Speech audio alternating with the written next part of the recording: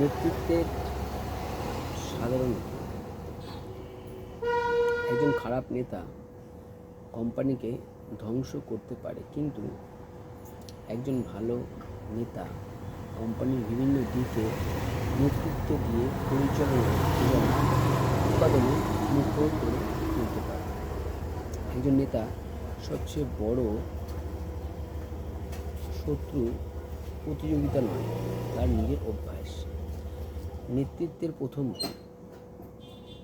সব কিছু নিয়ন্ত্রণ করার চেষ্টা, এতে টিমের সৃজনশীলতা নষ্ট হয়ে যায়।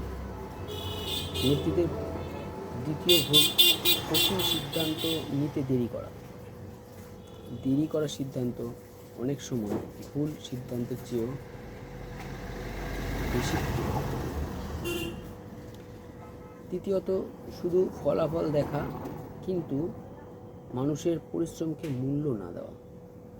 চতুর্থত, ফিডব্যাক না নেওয়া। যে নেতা শুনতে জানেন তিনি উন্নতি করতে পারেন। পঞ্চমত, শেখা বন্ধ করে দেওয়া।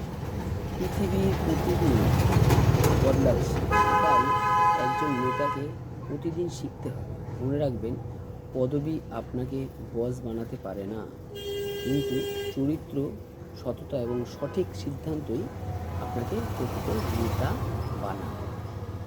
আপনি যদি একজন সফল ব্যবসায়ী, প্রেরণাদায়ক নেতা হতে চান। সব ঠিক তো?